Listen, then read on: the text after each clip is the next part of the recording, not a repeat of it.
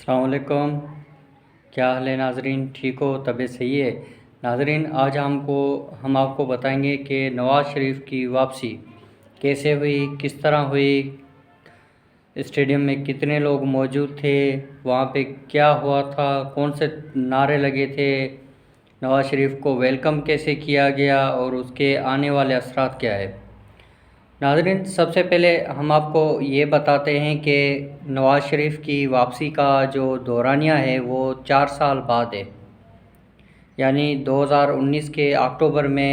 Lahore high court نے العزیزیہ reference میں جو نواز شریف کو سیلف میڈیکل بیل دی تھی، تو وہاں اس نتیجے کے حساب سے نواز شریف صاحب نے جو جلاوطنی کی تھی، جو کہ لنڈن میں قائم تھے کافی عرصے سے، جہاں پہ ان کی والدہ بھی فوت ہو گئی تھی اکتوبر 2020 میں، اور بھی بہت ساری چیزیں ان 4 سال دورے جلاوطنی میں آئی۔ تو ناظرین، سب سے پہلے ہم یہ بولتے ہیں کہ نواز شریف کی واپسی کیسے ہوئی۔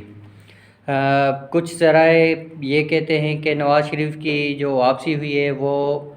انٹرنیشنل اسٹیبلشمنٹ سے جو معاہدہ کر کے جو ہے وہاں سے فونے شونے کروا کے کال لیٹر کروا کے ہوئی ہے، اور کچھ ذرائع یہ کہتے ہیں کہ قطری خط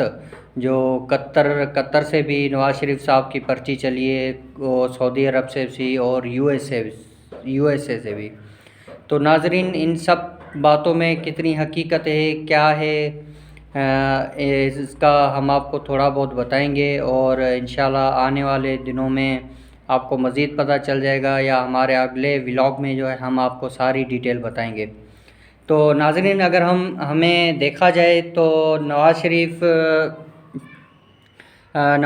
جیسے ہی لنڈن سے روانہ ہوئے تو انہوں نے کافی وہاں پہ لنڈن کے سفارت خانوں میں ان کو ویلکم کیا گیا، ان کے افسران وہاں سے ملے،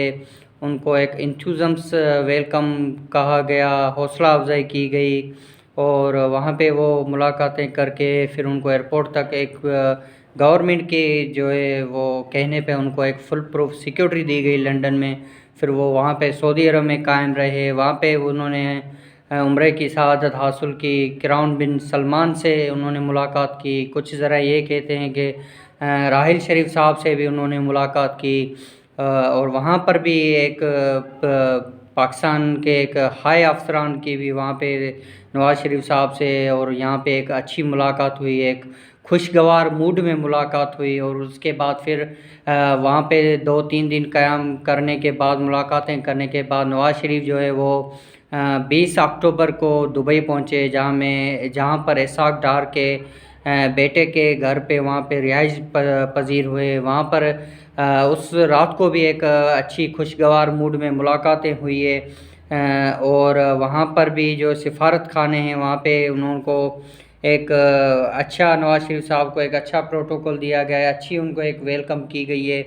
اور پھر صبح ہوتے ہی نواز شریف صاحب نے جب وہاں سے روانگی کی ہے تو وہاں پہ اس کے اوپر بہت سارے پھول نچھاور کیے گئے ہیں، اور کچھ ذرائع کا کہنا یہ ہے کہ جیسے پاکستان میں بھی وہاں پہ سول ایویشن اتھارٹی کے 2 جہاز جو ہے ان کو ایتھورائز کیا گیا، اڈاپٹ کیا گیا کہ آپ جو ہے وہ 2 گھنٹے تک جو ہے ہوا سے یعنی آسمان سے جو ہے وہاں پہ نواز شریف صاحب کے اوپر جو ہے وہ پھول نچھاور کریں گے۔ اور جیسے یہاں پہ نواز شریف پہنچتے ہیں پاکستان کے وہاں پہ اسلام آباد ایئرپورٹ پہ، تو وہاں پہ ان کو ایک اچھا ویلکم کیا گیا، ایک اچھی جو ہے وہ موٹ دی گئی،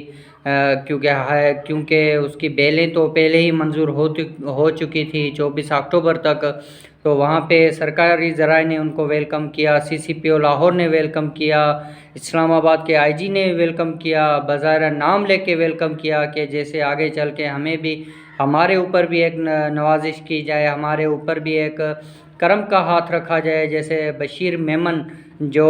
ڈی جی ایف آئی اے تھے، بی پی ایس 22 کے پی ایس پی کے افسر تھے، ان کو جو ایک سندھ میں ایک اہم پوزیشن دی گئی ہے۔ تو اسی طرح نواز شریف کو نام لے کر جو ایک اچھی پروٹوکول دی گئی، سیول گورنمنٹ نے ایک اچھا پروٹوکول دیا۔ اسلام آباد سے ہوتے ہوئے مسٹر نواز شریف جو ہے وہ سیدھا مینار پاکستان پہنچے ہیں، جہاں پہ انہوں نے پارٹی کے عہدیداروں سے ملاقات کی ہے، شرکداریوں سے وہاں پہ انہوں نے خطاب کیا ہے۔ بہت سارے لوگ تھے۔ سننے میں یہ آ رہا ہے کہ پنڈال سارا سجا ہوا تھا، تقریباً گلگت سے بھی بندے آئے ہوئے تھے، کشمیر سے بھی بندے آئے ہوئے تھے، سندھ سے بھی 2 ٹرینیں گئی تھی، پنجاب کی بھی آئے ہوئے تھے، KPK سے، بلوچستان سے، یعنی ہر جگہ سے وہاں پہ بندے آئے ہوئے تھے۔ ان کے لیے کھانے کا اچھا اہتمام کیا گیا تھا، جس میں بریانی، کوفتہ، وائٹ کڑھائی، ریڈ کڑھائی، ہر قسم کا آئٹم وہاں پہ لگا ہوا تھا، اور وہ پنڈال میں باقاعدہ ٹیبلیں، کرسی وہاں پہ لگائے گئے تھے، جیسے زیادہ سے زیادہ جو ہے وہ لوگوں کا اٹیکشن کیچ کیا جائے۔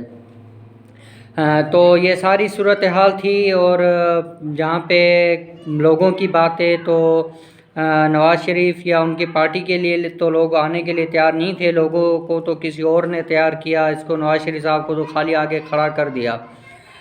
تو نواز شریف نے جیسے ہی اپنی تقریر شروع کی تو اس میں بہت سارے انہوں نے شاعری بھی کی، بہت سارے اس نے بڑی بڑی باتیں کی۔ اس نے کہا کہ بھائی میں کسی سے انتقام لینے نہیں آیا ہوں، انتقام جو ہے وہ انتقام ختم کرنے آیا ہوں، غربت کا انتقام، بے روزگاری کا۔ اس نے کشمیر کا حوالہ دیا، انڈیا سے دوستی بڑھانے کا اس نے اشارہ دیا کہ ہمارے ہمسائے ملک سے جو ہے ہم وہ اچھا ایک ناطہ کر کے جو ہے ہم آگے ترقی کر سکتے ہیں۔ اس نے کشمیر کی بھی بات کی، اس نے بنگلہ دیش کی بات کی کہ اگر وہ ابھی ہمارے ساتھ ہوتا تو ہم انڈیا میں سے بیچ میں سے راستہ لے کے ہمارا ایک کوریڈور ہوتا، ایک کاروبار کا بزنس ہوتا۔ اس نے بہت ساری ایسی باتیں کی۔ اس نے عمران خان کا نام بھی ایک دفعہ غلطی سے لے لیا تو گراؤنڈ میں بہت سارے نعرہ بازی ہو گئی، بہت سارے لوگ جو ہے وہ انتھوزمس ہو گئے، پھر یکدم جو ہے گانے سانگ چلائے گئے اور ان آواز کو بند کر دیا گیا۔ تو نواز شریف نے عمران خان کا نام لیے بغیر ہی ان پہ بہت سارے کرٹیسائز کیا، اس کو بولا کہ بجلی کے بل دکھائے، اور اپنے جو منصوبے تھے 23 سال پرانے وہ بھی دکھائے، اور اس نے کوئی نیو اسٹریٹجی نہیں دی کہ بھائی ملک کو کیسے چلانا ہے، کوئی آپ کے پاس اکانومک کا کوئی وے ہوگا، ہمیں یہ پیمنٹ کیسے دینی ہے، اتنے جو ہمارے اوپر ورلڈ بینک کے قرضہ ہے، IMF کا ہے، ہمیں CPEC چلانا ہے، اس کے لیے کوئی آپ وے فارورڈ تو دیں۔ ایسی کوئی بھی بات نہیں کی اس نے، خالی وہ انتقام کی سیاست ہی کرتے رہے، اور اس نے حوصلہ افزائی دیتے رہے، کیونکہ